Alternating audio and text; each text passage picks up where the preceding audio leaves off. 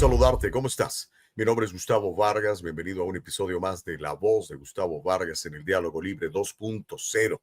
Hoy tenemos un invitado súper especial y hoy tenemos un tema muy importante. Tú que vives en California como yo, tú que amas a California como yo, seguramente me dirás que no estás contento con la California de hoy en día. Bueno, pues hay posibilidades de cambiar California.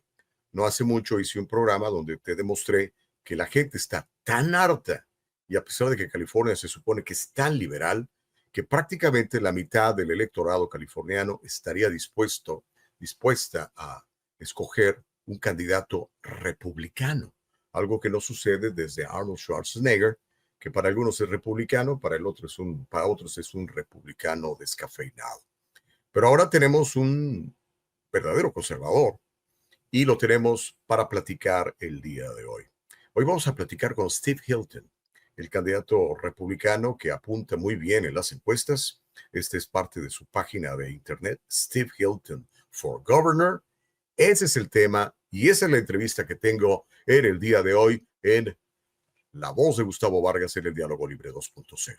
Por eso te invito a que en este momento ya no te pierdas nada más del contenido de Voz Media. Descarga nuestra app, tenla en tu teléfono inteligente, tenla en tu dispositivo móvil y no te pierdas ni uno solo de los podcasts de Gustavo Vargas y de mis grandes compañeros politólogos y expertos en diferentes temas. Podrás ver el noticiario que hacemos todos los días con Karina Yapor y podrás leer el periódico virtual que tenemos aquí, tanto en inglés como en español. Pero bueno, sin más preámbulos, le voy a pedir a mi productor, don Carlos Hernández, que me ponga en la pantalla a el señor Steve Hilton, que ya está con nosotros. Así que, Mr. Hilton, such a pleasure having you. How are you doing? I'm great. I'm so happy to be with you. Very, very exciting moment for me to join the show. I really appreciate the opportunity to speak with you and with your fantastic audience. Yes, well, they are indeed. But let's talk about a little bit about who you are. Yes. I understand you're an immigrant. I'm an immigrant. I'm from Mexico, but I believe you're from Europe. Can you speak a little bit who you are? Yes. And what are you doing this? Good questions. So I'm an immigrant. I would say twice over I'm an immigrant because my parents, and in fact my stepfather, my whole family, they're Hungarian. So they were immigrants into England. I was born in the UK, but I was an immigrant from Hungary. My parents left communism. There was a communist regime in Hungary. The Soviet Union invaded in 1956, and my parents fled Hungary. They were refugees. And so I was raised in England in a classic immigrant family, working class, wanting to climb the ladder of opportunity in England. And that's what happened with me. I worked hard, I studied hard, I ended up going to Oxford University. Then I had a career in business in the UK. I started some companies, including a consulting firm. We worked for big global businesses all over the world. I also started some restaurants. So I've had a business career, but I've also worked in government and politics. So in the UK, I worked for a while for the Conservative Party when Mrs. Thatcher, Margaret Thatcher, was the Prime Minister. I had the great honour of meeting her and working with her. And then later on, I left my business that I had started to help my friend David Cameron, who had become elected to Parliament, to run for the office of leader of the Conservative Party. He won that race. And then I helped him become Prime Minister. And then I worked in 10 Downing Street in London as senior advisor to the Prime Minister. So I've had this experience of business and in the government. And then in 2012, so 13 years ago now, my wife and my two sons, we moved here to California. So that was a new chapter and a new immigrant journey. And I was here, we've been here for 13 years. I've taught at Stanford University, started a business here. More recently, I had a new career in the media. I hosted a show on Fox News called The Next Revolution. And as I've been here in California, and I love California so much, it's my home. I've raised my family here. Started a business here. And we can all see how California is going in the wrong direction. It's not offering immigrants like myself and so many millions of others the California dream that we all feel so strongly, the opportunities that we should have here in California. That's not there anymore. And so as the years went on, I got more frustrated with the way that California is going. And I started thinking, I don't just want to complain about it and talk about it on television and write books and so on. I want to do something about it. I want to help to save this state that I love so much, which has given so much opportunity to me and my family. I want to do that for every other immigrant, everyone in California. And so that's why I decided to run for governor. And we've been in the race now. It's nearly 3 or 4 months, I guess. In April, we launched the campaign. It's going very well. I've been traveling the state, talking to thousands and thousands of people. I'm pleased to say that in the latest opinion poll, I'm leading the race ahead of all the Democrats and the other Republicans. It's early, but it's an encouraging start. I'm very excited about the response that I'm getting. And the simple theme of my campaign is to make California golden again, and to restore this beautiful state to the glory that it should have. Well, before going into the issues, Mr. Hilton, what was that attracted you to California? Why California? Why you choose California, not Texas or Florida? Well, actually, that was really a family decision because my wife, it was really what my wife's career. So we were working in London. I was in 10 Downing Street, senior advisor to the Prime Minister. I had a busy, big job there. My wife had a big job as well. She was working for Google and at the time. And she was head of global communications for Google. And so she was doing a lot of traveling. And I had this we both had these big jobs. And then when our second son was born, it was just, we could feel it was a lot of, stress on the family with the travel and the time difference with California for my wife with her job. And so we decided for our family, the sanity really of our family to move to California so she could be closer to her job. And have less travel. But we weren't sure that it would be permanent. It was just it made sense for our family at the time. But after a few years of being here, it was obvious that this is where we needed to be. This is where I felt at home, in not just literally, but in a way that is very deep, emotionally, spiritually. I feel California is my home. It represents everything that I think is the best of America. Ambition and opportunity and energy and innovation and the startup hustle and all of those great things. When we think of the American dream, I think many people think of California and that's what we need to restore. But that was the original reason was for our family. And then we decided to stay and I became a citizen in 2021. My family are all citizens now. We're Americans and very proud to be so. Great. Now let's go into the issues. I came here when I was 24. I'm 60. It was a very, very different California. Yes. Especially, this is what a topic that I want you to address: the homelessness, the vagrants in the streets.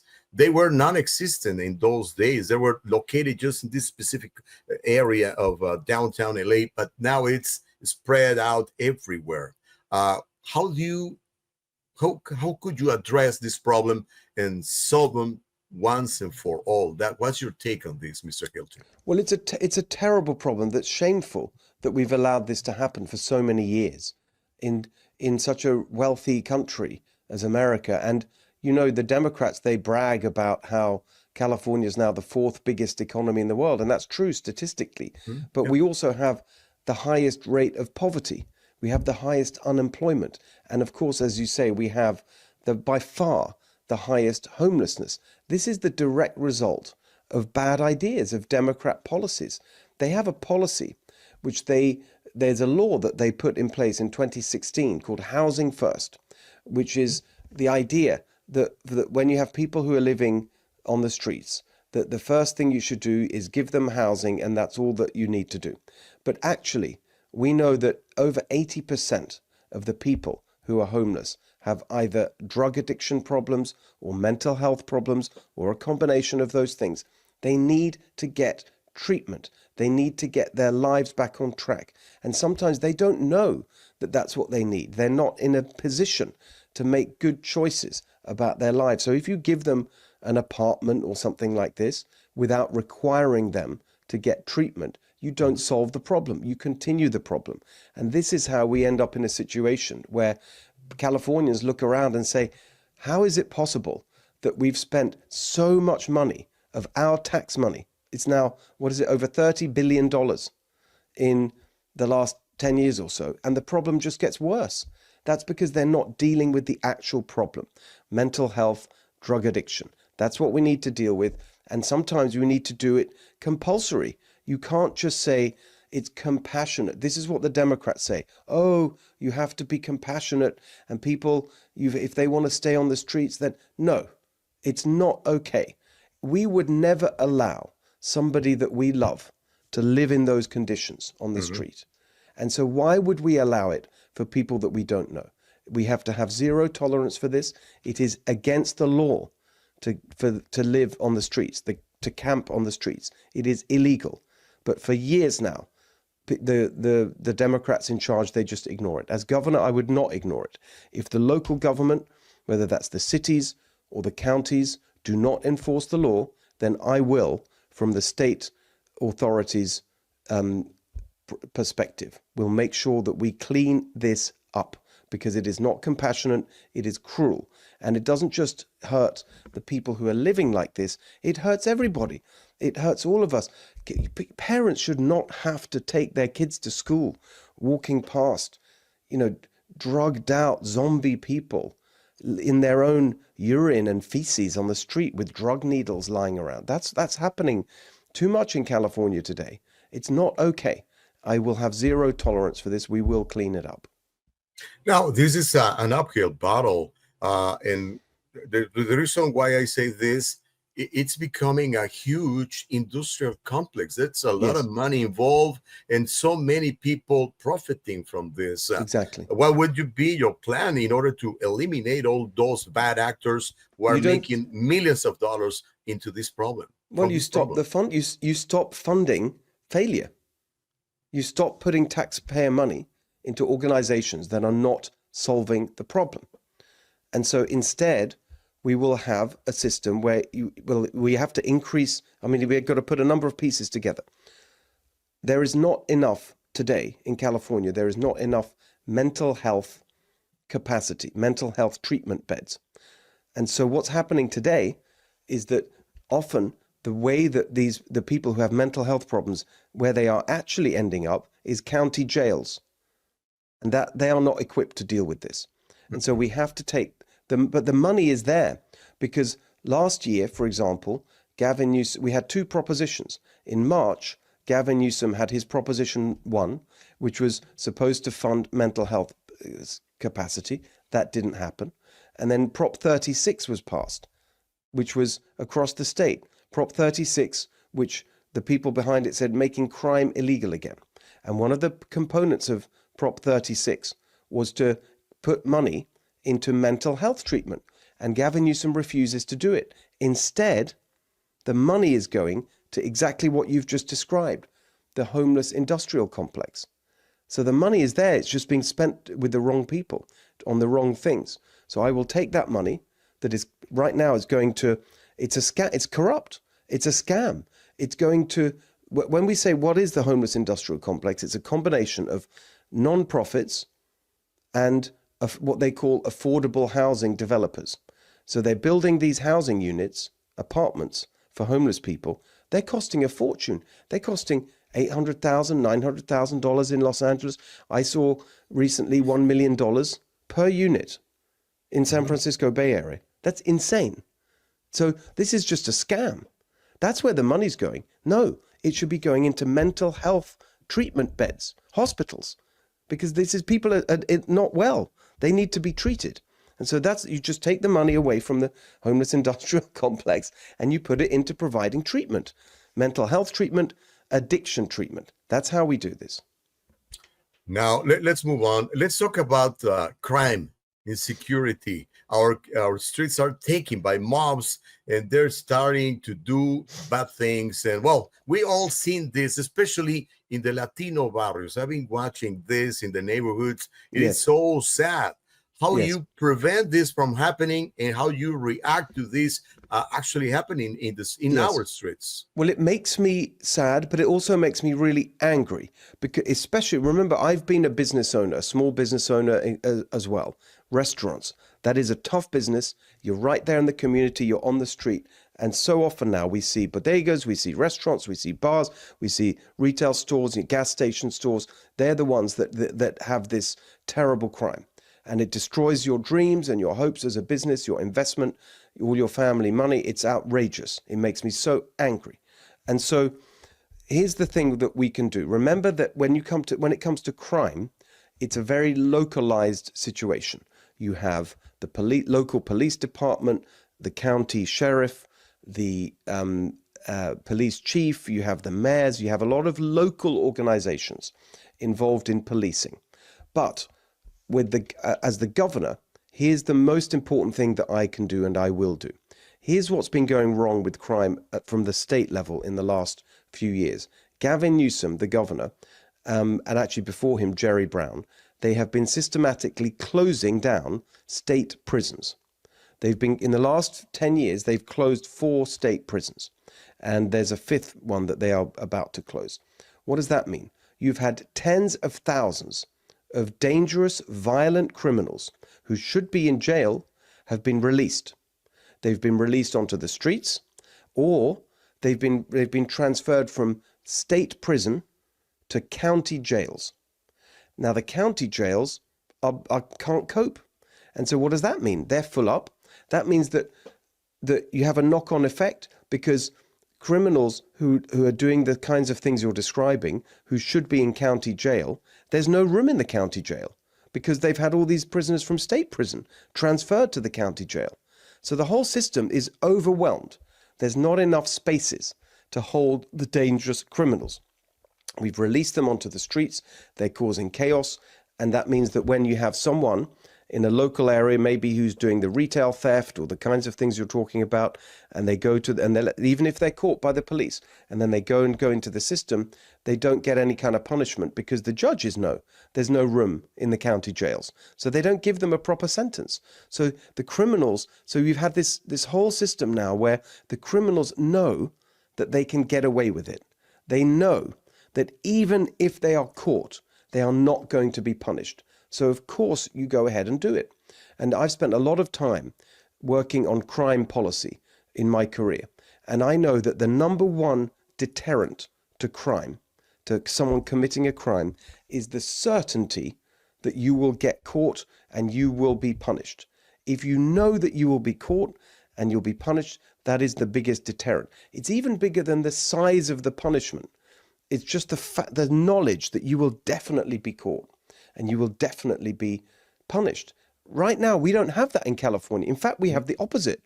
You know that nothing's going to happen to you. And so we need to turn that around. We have to enforce the law, and we have to have certainty that you will be caught and punished. And the way we do that from the governor is to reverse this closing of the state prisons. I will stop closing prisons, and I will increase prison capacity, either reopen the ones that have closed if that's possible, or build new prison capacity. So we have the prison spaces, more prisons, less crime. Then we can put the dangerous, violent criminals in state prison where they belong. That means we have more room in the county jails so that the local, the guys and people who are committing these crimes, they can be put in county jail, and the police will know that if they catch someone, it's worth their while because the criminal is going to be prosecuted, and the whole system you turn around. And then the final piece is that as the governor, you appoint judges. And right now we have too many left-wing judges who are too soft on crime. And so I will appoint judges who will be tough on crime, tough on criminals. That's how we turn the whole thing around. Yeah, much needed for California. Now, let's talk about the fentanyl crisis. I spoke the other day with ex-sheriff Alex Villanueva, and he gave me a number, a very sad number. Around 8 people die daily in the streets of LA due to this fentanyl crisis. It is a huge problem. What's your take on this? How do you approach this, Mr. Hilton? Well, there's first of all, we've got to acknowledge that we have an improvement in the situation because of the tough controls now at the border. because so much of the fentanyl was coming illegally through the border, the southern border. And with the Trump administration, now we've got control of the border. So that's good news. But we still have to work harder to stop the fentanyl because it's so small. It's so easy for that to get across and be undetected. So part of the story is stopping it at the border and also stopping the Chinese government, which turns a blind eye to the production of fentanyl, because it's usually Chinese organizations that are manufacturing it and bringing it in through Mexico. So there's a whole supply chain, if you like, of fentanyl that we need to work on in partnership with the federal government. And as governor, I would do that. Right now, we have an administration here in California that is working against the federal government. And that's stupid. We need to be a partner with the federal government when it comes to things like fentanyl. Then you have the same point, which is a lot of the time, the reason that you have, I mean, some of the fentanyl deaths are accidental, where people don't know what they're taking. And so so there's a broader point about drug addiction. And that's what it comes back down to. You have to stop this growth in drug addiction. And sometimes it starts with kids, very young, and that's a terrible thing. You have to strengthen families because you've got to work on the origins of the problem. And sometimes that comes from kids very young, but also it goes back to the story of what we were saying in terms of homelessness and the addiction that's on the streets. I mean, it's just and you have gangs, drug gangs, preying on people on the streets. That's how this is happening. I've been out there on the streets in LA and seen the situation. So you have people who are homeless, and even if they're not drug addicts, when they become homeless, let's say they become homeless because of some financial situation, they lose their job, they lose their home, they can't afford to make rent, they end up living on people's couches for a little bit, and then they run out of hospitality, and then they're maybe staying in their car, and then they can't afford the car, and then they end up on the street. Let's say that happens. You're not a drug addict. You're just a regular person who's fallen on for hard times, and you end up on the streets, living on the streets. When you're on the streets, you are absolutely a target for drug dealers and gangs. And so many of these deaths from fentanyl, it's homeless people on the street. That's who we're talking about. And so it's actually very connected to the same issue of homelessness and this crime and chaos on the streets. That's how also we have to deal with this fentanyl problem.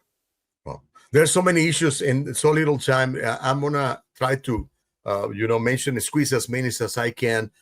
Let's talk about public education. Our system is in chaos. Our kids don't know how to read. They don't know math, but they know a lot of pronouns, and they are very good at political stuff. How can we change? We used to be number one in public education back in the days. Now we are in the bottom part. How can we solve this problem, Mr. Hilton? You're completely right. This is outrageous. This is, to me, stealing the future from our children, stealing their life and their opportunity, because education is the pathway to success for everyone. It was for me. Like I told you my story, immigrant, working class family in England, Hungarian parents. What was my pathway to success that I end up working in 10 Downing Street for the Prime Minister? I go to Oxford University, one of the greatest universities in the world. It was education. That's the ladder of opportunity.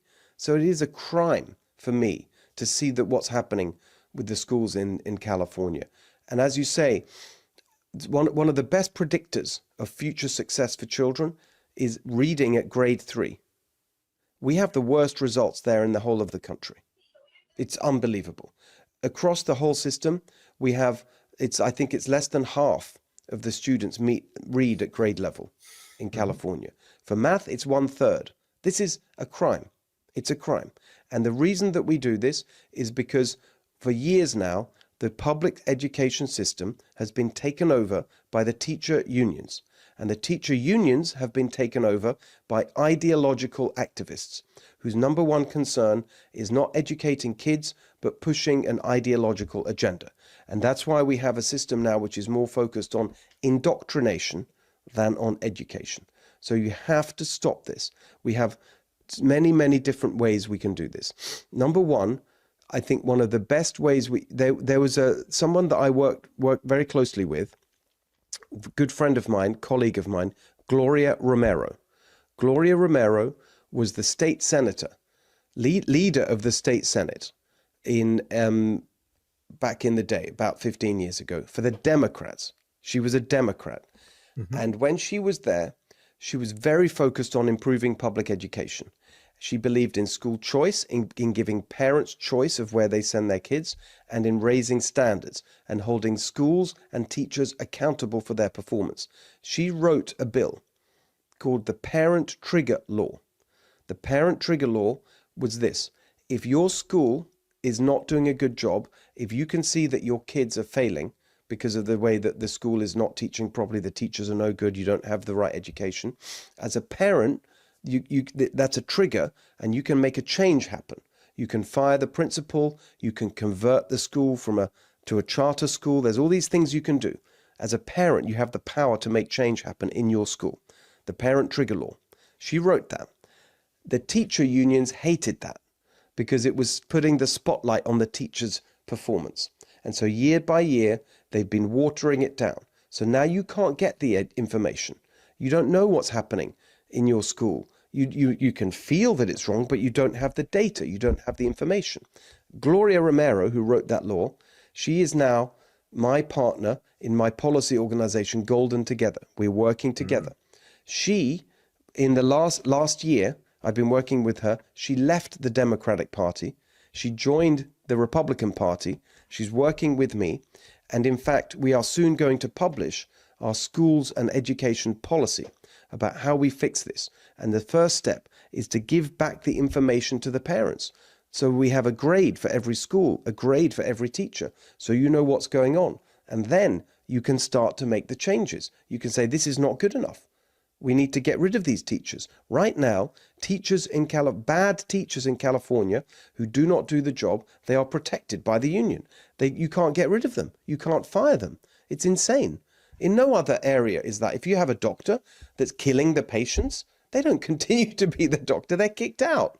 So it should be the same with the teachers. So this is how we're going to do it. We're going to get good information. We're going to hold the teachers accountable. We're going to hold the schools accountable and give the power back to the parents because they are the ones who are most invested in the future of their children. Okay. Well, time is running out according to the schedule that you have. Let me ask you this about housing. Yes.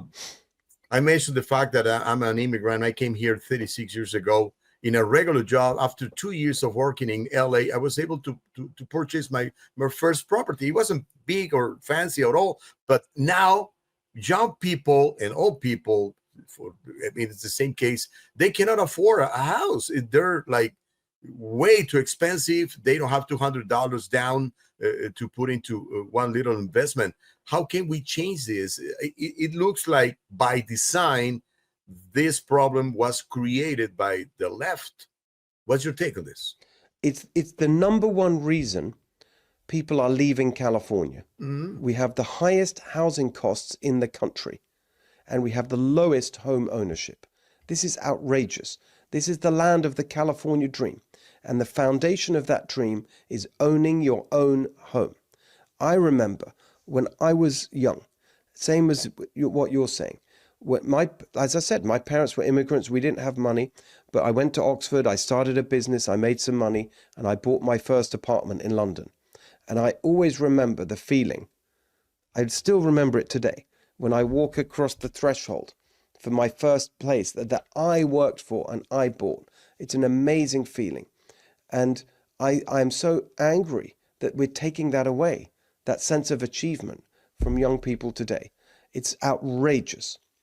And so you're right. This is the result of Democrat policies and ideology because they don't want to build the kind of houses that we used to build that would make this possible, that made the California dream possible. The reason we used to have the most affordable housing in the whole country because we would build, and this was in the 50s and the 60s and the early 1970s, and you would build, and you'd build single family homes, and you'd build the suburbs in Southern California. We drive around the freeways, and it's just this paradise of of opportunity. But the left, they don't like that. They call it sprawl. They say that's bad for the climate. We don't want people driving. And so we've got to build only apartments inside where the city is already developed. So that's been their policy. Every single thing that they've been doing is to stop people building the single family homes that we used to build. And it's a disaster because now all you ever see are these new apartments, very expensive. They keep putting all these expensive requirements on the builders, the building codes, all these things. So everything takes longer, costs more money. You can build the exact same house or building in next door states, in Nevada or Arizona, and if you build the same thing exactly in California, I've spoken to house builders, right? It costs 5 times as much. 5 times as much to build the same house. It's partly the environmental regulations. It's also the labor regulations. And here again, we have the unions, because the unions fund the Democrat politicians. You have all these lawsuits to stop housing being built filed by unions, and they use it as a negotiation to have union workers only and much higher pay rates that make it unaffordable. All of that we have to change. We have to get rid of the labor regulations, the environmental regulations that make it so expensive, and we have to allow housing to be built where people want to build the kind of houses people want for their family. Single family home with a nice yard so your kids can play outside. That's the California dream. So the only way we do that, we have to fight the left with their climate change extremism, which is what's stopping us from building the housing that we need. Our taxes are too high also. Well, in a way, that's the most urgent priority, because I travel the state the whole time and I'm talking to people, thousands of people, and I see in their eyes the pain and the struggle, how hard it is to survive in California because everything is so expensive. As I said earlier, highest housing costs. We also have the highest cost for everything: electricity, water, gas, everything, the most expensive in America. And so we have to help people financially. We have the highest poverty rate in the country, the highest poverty rate. We have now in California, 35% of Californians in a recent survey can't afford to meet their basic needs because it's so expensive. So the quickest way we can help people is to put more money in their pockets. That's why my plan is very simple. For your first $100,000, no state income tax. No state income tax on your first $100,000 of earnings. That would help over 7 million California households, particularly the working class, because it's working class people who are hurt the most by all of these policies. They work so hard, often 2 jobs, maybe more, and they just can't survive. So we put some money in their pocket. So a tax cut for the working class. Your first $100,000 tax-free. The other thing I want to do to help people, especially working class, is to reduce the cost of gas. And I'm going to be able to do that. I've announced my plan to get rid of some of the environmental regulations, things like the low carbon fuel standard, the cap and trade taxes, the refinery taxes that make everything so expensive. And then instead of what we have now today, which is $5 gas, maybe it'll go up to $6, $7. My plan is to have $3 gas. $3 gas. So that will also help people, especially working class people. They're driving a lot. They're driving their trucks to get to work often, hours every day. $3 gas will make a big difference. Less taxation. Okay, before letting you go, this is the last one. How do you plan into winning? The reason why I say this is because ballot harvesting, mail-in voting to everyone, even people who are already out of the country or they're dead. How are you going to do it?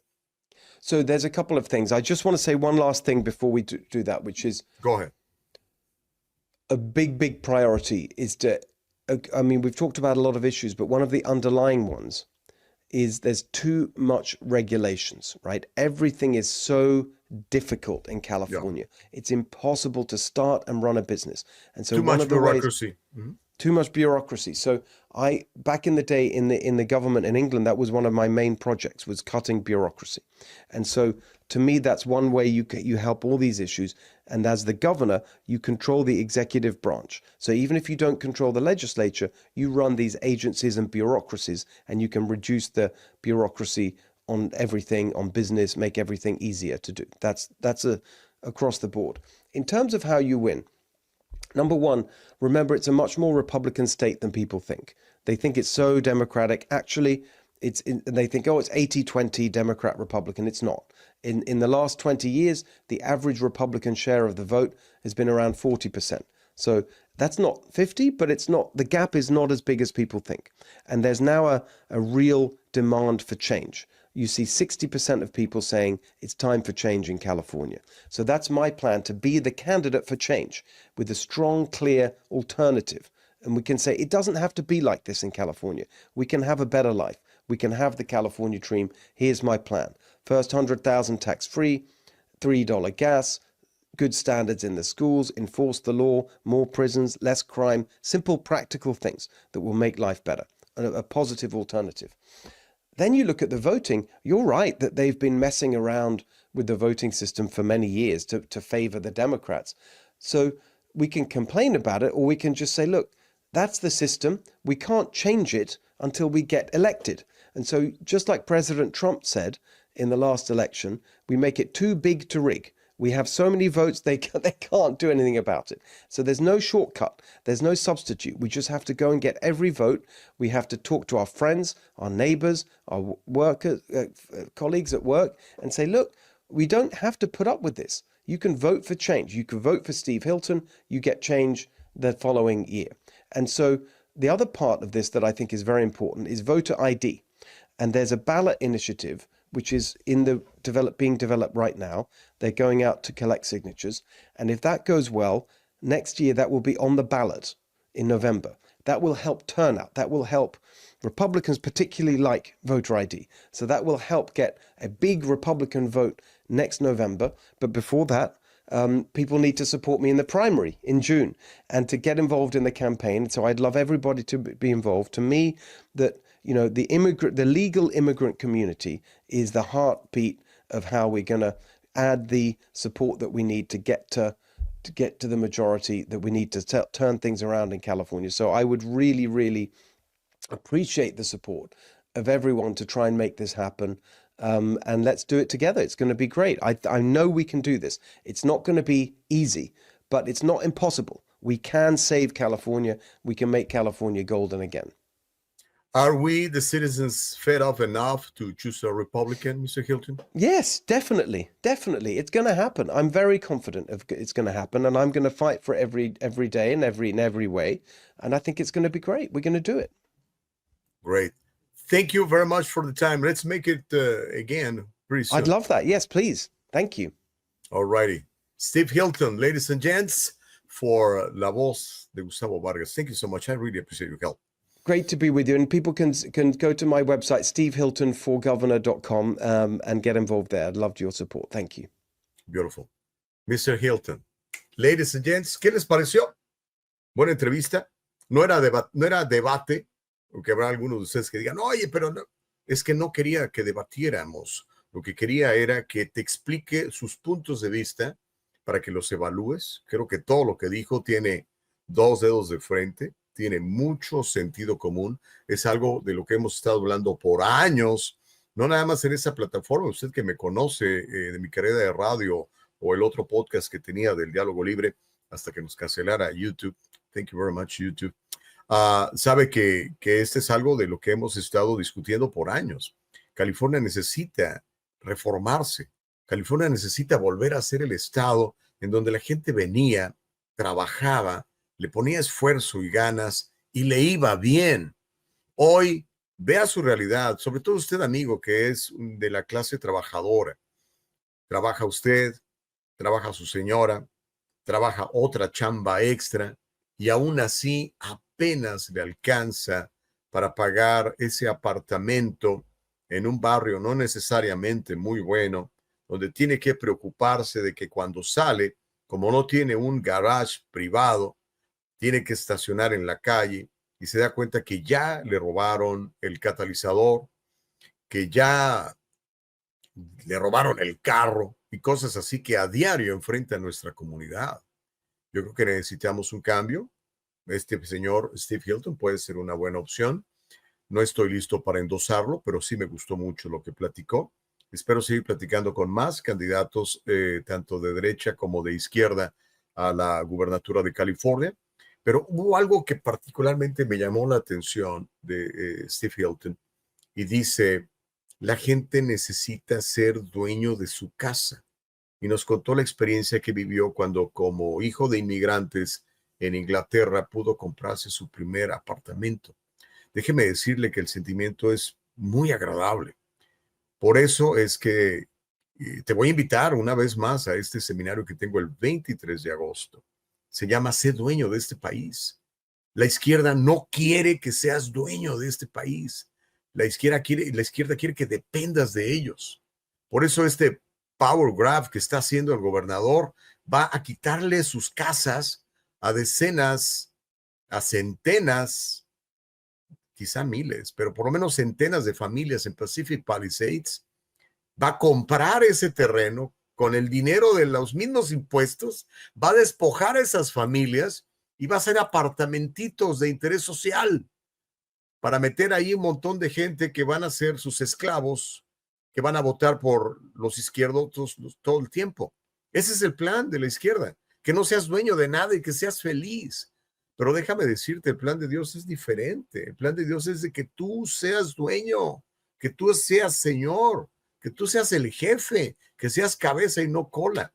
Así que no dejes de venir. Este 23 de agosto voy a tener un seminario precisamente para hacer una estrategia contigo y que esta generación X, esta generación Z, que está muy desanimada porque trabajan y no les alcanza ni siquiera para pagar una renta decente, ¿cómo van a poder ser dueños de casa?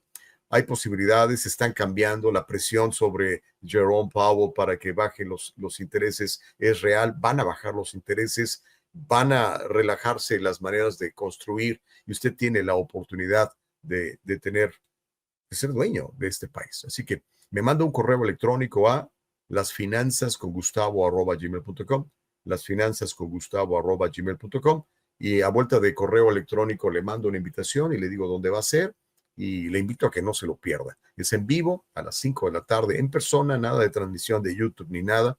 Así que espero conocerte en persona muy, muy pronto. Wow, qué buen programa. Espero que te haya gustado la entrevista. Ya sabes, si tienes algo que comentar, te invito a que me mandes un correo electrónico a pregúntaleagustavo@gmail.com, a que me sigas en mis redes, en Facebook y en Insta como Gustavo Vargas Saucedo, y en X como 23, el número 23, Gustavo Vargas, 23 Gustavo Vargas. Es un privilegio servirte. Le doy gracias a Dios por la posibilidad de estar vivo y de tener una mente sana, que lo que piensa mi cuerpo lo obedece. Es fantástico eso, hermano. Dale gracias a Dios por eso. Nada más por eso, dale gracias. Así que nos vamos a encontrar en el próximo de la serie. Descarga la aplicación. Si nos ves en YouTube, danos un like, suscríbete al canal. Eso nos ayuda para monetizar la plataforma. Y bueno, compárteles a todos este podcast que creo ha sido muy, muy interesante con Steve Hilton, que va liderando en las encuestas. Es demasiado pronto. Todavía Kamala Harris no dice si va a competir o no. Eso puede ser un factor también. Así que estaremos muy pendientes de todo esto. Carlos Hernández, te mando un abrazo, mi querido productor. Nos encontramos la próxima semana. Cuídese mucho, que Dios le bendiga. Hasta la próxima.